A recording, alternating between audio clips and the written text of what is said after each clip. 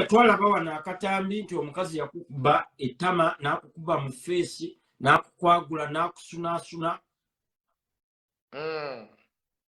Kiki ddala ekyaliwo ddala?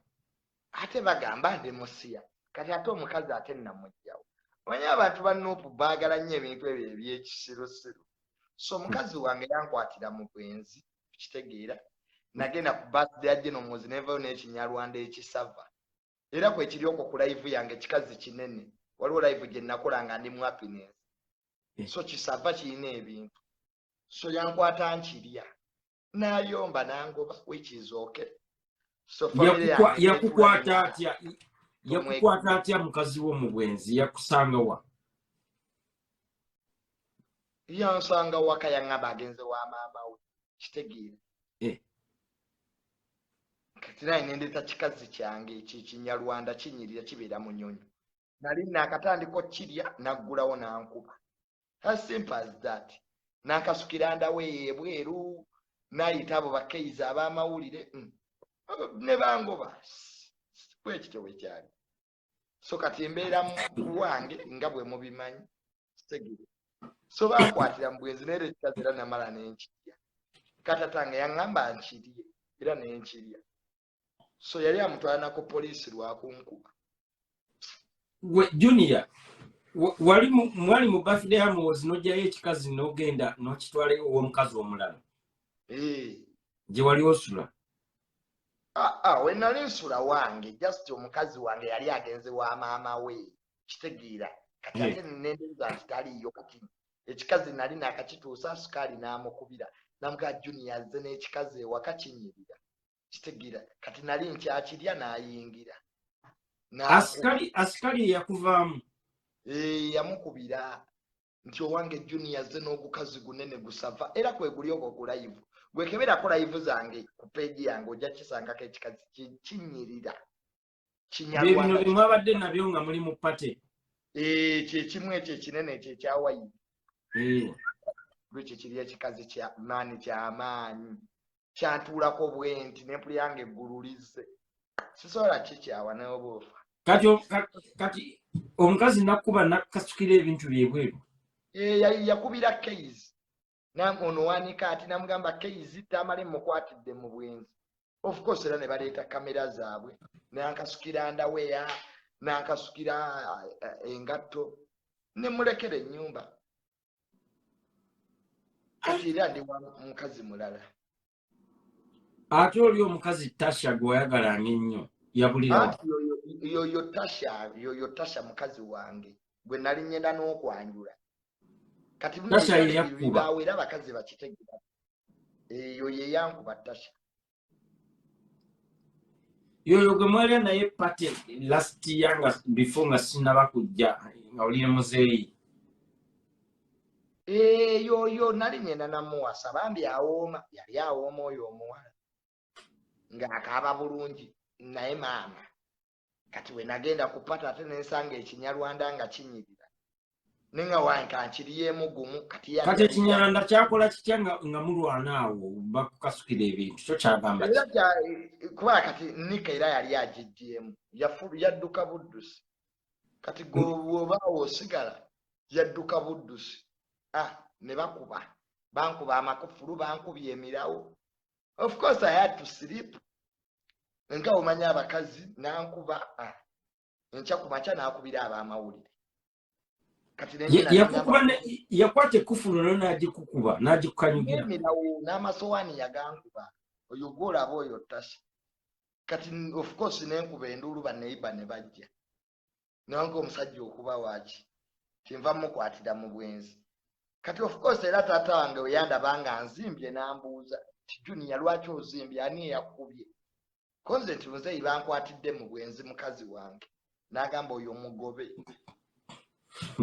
So of course era taata wange yamugoba. Lwaki ankuba nga nkwatidde mu bwenzi?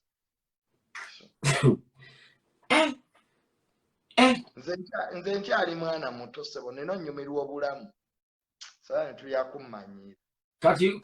Kati oli wa kinyarwanda kati mubeera nakyo? Kati mubeera ne kino ekinyarwanda? Nkikubaawe. nkikubaawe nkikubira waakyo so ngenda nkikuba nenvaayo anze sibeera n'abakazi bantama bamalako emirembe wano mbeerawo nzekka kitegeera nempumula nkikubaawe kitegeerwa omukazi olina mukubira wuwe kale siza kwagala mukazi atalina nnyumba bamenya kyenagamba guluneedi toyinza nnyumba z'abakazi manyi guluneedi naye obukodyo bwamuggwako kyokka ye yali tuyigiriza omwezi tasula wa mukazi guluneedi naye muto wange naye junior guluneedi muto wange nnyo naye era we mbadde ngenda okujja awo nyini we mbadde ngenda okujja guluneedi yakugamba ki guluneedi wamugamba ki namugamba maani guluneedi veewo okusula ew'abakazi okitegeera bakusiimuuza ennyumba ate abakazi abalina abaana bamenya omwana mugyemu pampa nze saagala nakwagala guluneedi ne mugaakola ekintu kimu guluneedi omulimu guno we tuba tugusazeewo okugubeeramu ogw'okwagala ebikazi ebirina ssente tulina obeera ne strategies tutule wansi tu brain washing ne mugamba ayita Levikison bano bannanga ababitusi nabo bajje tu brainstorming engeri guluneedi yagaana waayita bbiri nga bamukasusikidde ebintu ebweru bamusibye ku poliisi nti abbya iPhone ne mugamba kati guluneedi olabye kye nali nkugamba nze nga Joni yankuba bulatti wamugamba otya ssebo guluneedi wamugamba mulina kukola mutya tulina okuba strategies segeera tosula wa mukazi segeera ye yaŋŋamba mbu abakazi baagala nnyo emibi ne mugamba guluneedi kituufu era abeera mu jjiimu kiri ekikazi kyamusiba nekyo kyali kikazi kye bambi kigirlfriend kye guluneedi omanyi kyali wange nnyo muto wange era guluneedi mwagala nnyo naye era ekyo engeri gye wayogedde ku principal ate guluneedi tetusobola ate kumuleka kati n'okola ki olaba kati Richie olaba kati ekizibu ekiriwo abakazi tebeetaaga balya for a long time omukazi oba wajja mukuula emyezi 2 odduke kati bo baguluneedi baagala mbumbumbu omukazi mbuobeere naye for 1 year omufere tawasa omukazi muli emyezi 2 tema oba omubbyeko iPhone oba omubbyeko byapa tema gwalolabyeko omubbi agwa mu mukwano abafere bagwa mu mukwano kati baguluneedi batuuka bambi ne bafoolinga iniramu ate nga kibaliko mulimu si job guno guba mulimu oba ogeze onoobeera n'abakazi abalinamu tolina kusukka myezi 2 tolina kusukka myezi 2 obanga manager tiwajja kokinga mupiira oteme guluneedi bye namugamba yatuuse aleese engoye ze amaka gayingidde kubaawe katolaba Levikison kyeyakoze ekituufu nti ewa desire ajja kugendangayo omwezi kitegeera Levikison abeerako kuno ayagala nnyo real life era abeerako kuno nnyo nze nga kyeyamaani waabwe Levikison namwaniriza dda era aleete registration fee kati engeri gwe gy'obeera mu kibuga ate ekibuga kubanga kati okitegeera awo osiiba mu night life era ndoza leero lotagenzeeko out kati basimati waya balinga bameka percentage mu Kampala kati basimati waya basinga mu bayimbi because music industry yagwa ekonomi ya Uganda kati abantu sebo kati tolaba ono azawi kuba kati ate abawala be basinga oyimba compared ku balenzi kitegeera ekonomi yaffe yagwa tekyasobola kuwanira lifestyle ya muyimbi kati abayimbi balina kugenda Canada kuba kyeyo oba bafuuke ba smart wire kati abayimbi bangi ba smart wire obwonna bonna obuvubuka bwolaba obwo obuyimba bwonna buli ku mugongo maanyi ga mugongo genosale yabagoba ewuwe teri muyimbi akyali nnyayo kali sente bazijjewa Era kati balina kufunya migongo kati abayimbi babeera nnyo mabaala kunoonya bakazi balina ssente balidde ebyo bikadaama benkuba kyeyo ninawo poloti bbiri balidde ebyo kyogamba kati abayimbi bebakyasinze kati abayimbi bebakyasinze okubeera ba smart wire anti ekonomi yagwa tekyasobola bawanirira wano muganda toyinza tegeka kivulo kya mitwalo 5 kati n'ofuna bantu ng'oli individual abantu babeera mu brackets and wine companies zezitegeka kati babeera mu Nigeria kati ze nyenda befikise mayika gamulabira junior bannange tokuba ate nnyo tokuba nnyo ate kati junior eyo n'ekintu kyoyogedde abantu tebakyagala nnyo kwegamba baagala ebyo bintu nga blankets and wines nyegenyege ng'ate biriko n'abayimbi si n'abannayuganda babijjumbira baagala okitegeera kubanga blankets and wine tiketi yabadde ya mitwalo 15 batuze tiketi emitwalo 3 segira ebyo abantu bye baagala kubeera awo just katuzeeyo mu mbeera y'abazungu bazita summer festival abantu ne bateekawo obuleeso bwabwe ne beebaka tebakyagala kuwuliriza biyimba by'abayimbi bano abaliwo tebamanyi kuyimba segira kati tebasobola kutegeka concert kyova nabanga Azawi yakoze ekintu ekiri exception Azawi yakubye cricket over 5 naye ngomanye ekiyamba Azawi management ebya music bino bimanyimanyimuko biinako knowledge nze sina kyesitamanyiseko kati Azawi lwaki yabadde successful okusinga ku bantu bonna abalala baali bakozeeko shaawo awo ennyini Azawi yabadde Azawi wa myaka 2 just 2 years discipline na management abayimbi ekibasse lack of discipline kitegeera olya deposit waliwo omuyimbi gwe nagamba alya deposit yali anzitidde emaki ninga ge mazima ayina emisango wali ku CPS gyakulya deposit n'atayimba omuyimbi atakyayina mpisa genda mu maaso kaneyongere enfuke genda mu maaso awe genda mu maaso onyonyolawo ngenda sigala mpulira balya deposit ne batayimba ekitegeera abamu ku bo balema okumanya ekituufu kye bali kitegeera bye bya taledi tomanyi maanyigo kitegeera tomanyi ekituufu ky'oli ekyokulya abayimbi bategeere following yaabwe fan base yeeriwa abamu ku mmwe fan base yammwe eri ma high school eri masomero fiye kye yali abasinga fiye yakubanga mu masomero fan base ya kamiliyoni yeeriwa eya bebekulu yeeriwa kakati muyina okutegeera mu abayimbi kati Azawe ekyamuyambye alina management ennungi ate alina empisa kitegeera mwabamu muli mu kutta bantu mukuba bantu kufa temutumalaako mirembe sale yabagoba genosale naye talina kyakubakolera okitegeera kakati abayimbi mulina okuba strategic abannayuganda bakooya ebintu bya concert embuzi zakutudde baagala roast and wine baagala blankets and wine ebyo kati bye baagala urban elites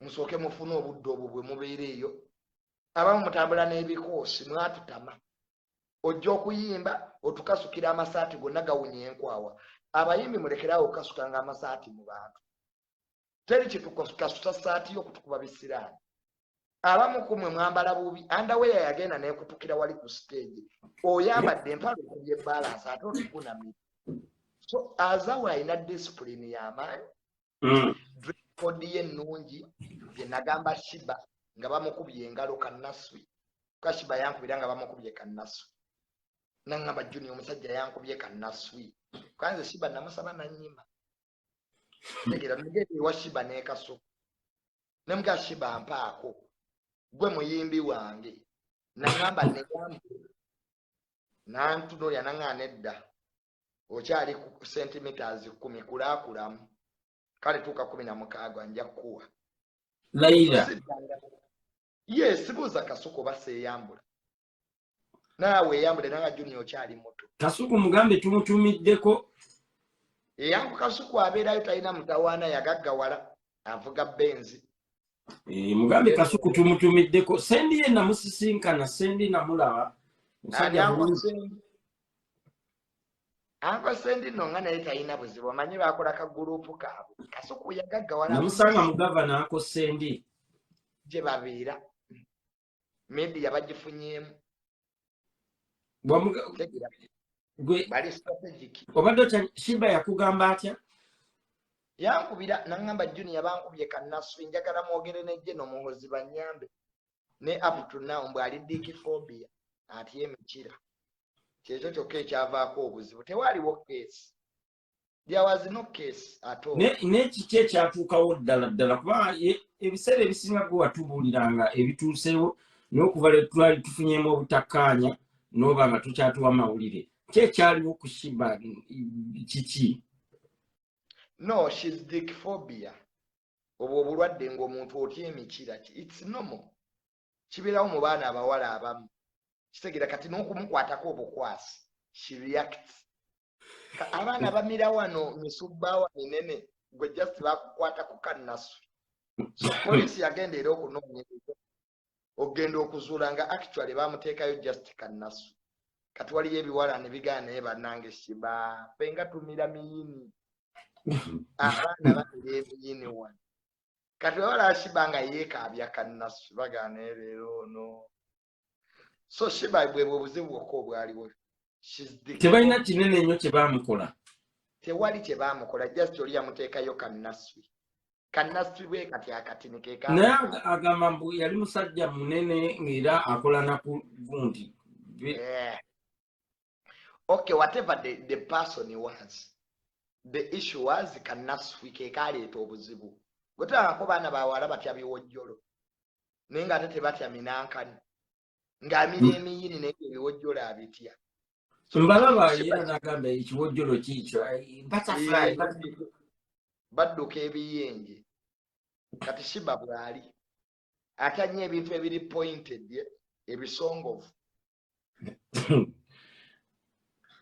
muyimbi wange Shiba oyo muyimbi wange manjagala nnyo ennyimba ze nange muyimbi wange naye tewali case there was no case era saidi omusango yaguteeka wabbali yeetaaga just medical treatment she's dikiphobia kati ani aliko kati ssaawa zino mu bayimbi abakyala ne mu bayimbi abasajja weero kati by the way olaba kati mu bayimbi abakyala ennaku zino abaana bakubidde ddala ssebo omuziki waliwo n'omwana eyayimba oliwa ng'ayimbira gundi MC Cuts kati naye alina kinkuba kyeyo Cuts ono MC Cuts n'alina kinkuba kyeyo kyamupangisiza wali ku Kalamere e Munyonyo kyekino ekyamutute mu Mbaasa kyekyamutute mu Mbaasa babadde kuwulidde Cuts alina kinkuba kyeyo MC Cuts kyamupangisiza wali ku Kalamero abaana abo nabo babonyebonya abafuta 5 oli ddagala asa omukazi gwalina amusinga emyaka naye ali mu liigi zaffe ani awo looja akwana baka banne kwegamba after 5 yo nayo yeetaaga okulongoosa Caroline Nantongo ye yayimbye oliwa yes maani yaliko oyo omwana oliwa oh my baby oliwa ndo baga yali aluyimbira Cuts oyo Caroline Nantongo kakati nono Nina Rose naye ayina olupya yaluyimbidda nate Nina Rose ani Nina antuku Nina kyali wange Nina Rose naye kyali wange nenze munesi kyali wange bya Nina Rose bizibu sijja byo sibimanyi ye muyimbi gwe sitamanyi Nina Rose naye kwali ssebo mubakubye ku buyimba obupya Levikson yaje ku top kayimba ke kalungi nnyo ke yakubidde mukazi we Desire kafunye publicity kitegeera buli TV kati ekakuba aka Levikson kitegeera so fabulous Chameleone yasirise nnyo okuva we yayimba kali akasembayo kitegeera because Chameleone ye muyimbi asinga mu Uganda twalekayo forever yo Chameleone mubeeko bebbala ne likyankalana bebe kulu naye alya ku nkadde oyo naye kyali wange Kamili kati apromotinga mutabani we okuvuma saha taata agenda abivaamu kati ali nnyo mu politics bebekulu anoonya soft landing takyalina nnyo kipya so bwebyo music industry bweto bwefaanana abala bali mu kweyiya ate Pink ne Grenade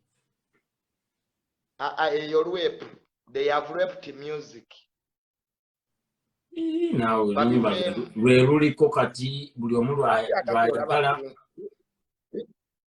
Pink obuzibu bwe yafuna nti gwe yaddira mu bigere Shiba mazima wambu ate nayagala ayimbe style ya Shiba ekitasoboka I don't know lwaki Jeff teyamwadvisinga ebintu bya art olina kujja na style yo tagiye nero zamba nti akyakuba GNL omuyimbi wange kyali wange ate oyo bwoya okitegeera kati ate oli teyakopa ono omuvubuka ono ayimba embuzi zakutudde yani tatanga amwagala nnyo ani oyo Gravity ayina style ye ne kati okopa kyekibi Pinki ekyokweri Pinki ekyamukola obubi image olw'okuba nti yasikira Shiba abantu balina kye bamwagalamu ekyenkana ne Shiba kyatasobola kukofalinga so agenda kufuna ebizibu mu music industry image emutta nenga kyamusikira yaliko ye style ndaba ye Pink oluyimba lwabwe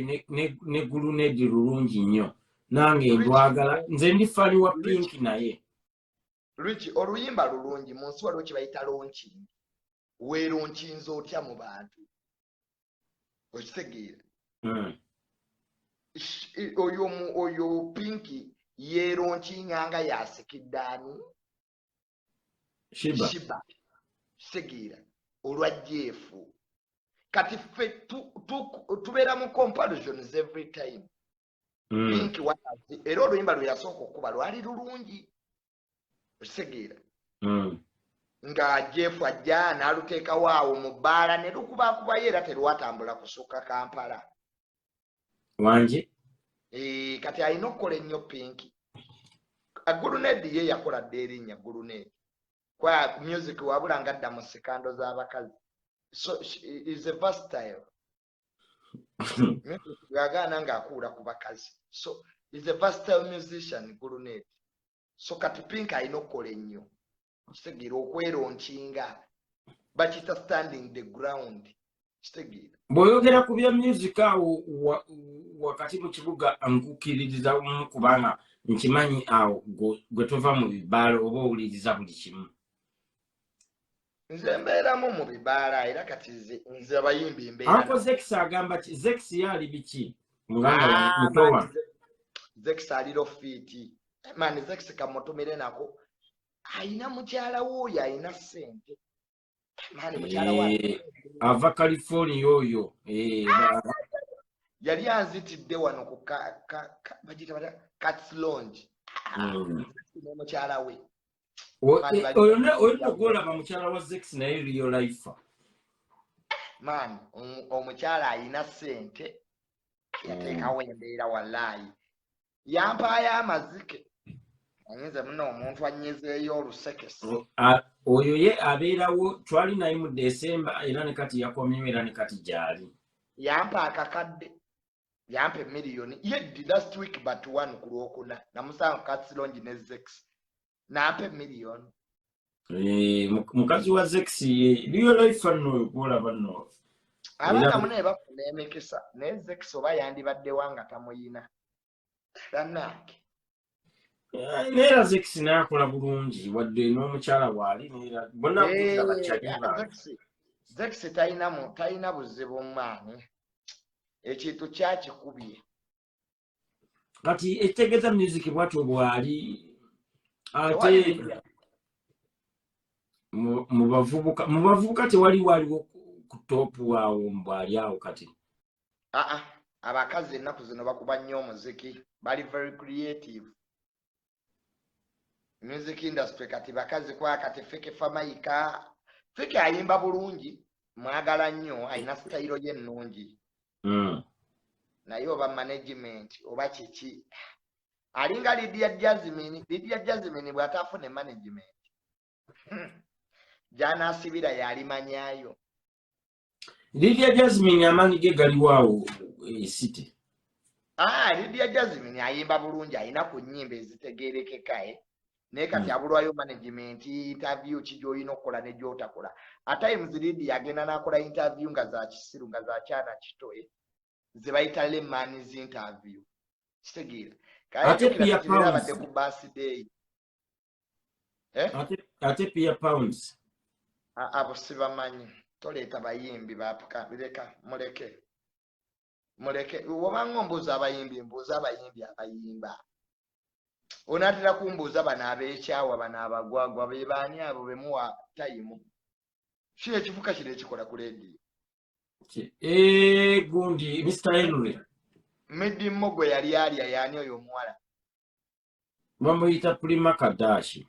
Kati nze mpe Prima Kadashi obudde saana mwate namwe mutumanyire nnyo ebyo by'abano babbologa beyeekolera. Mbadde nja kubuuza omuyimbi naye twayogedde ne management buli kimu kirikirya naye Juni abadde ajja kunnyambako ku mbeera eyabaddewo naye ekyo kankiveeko.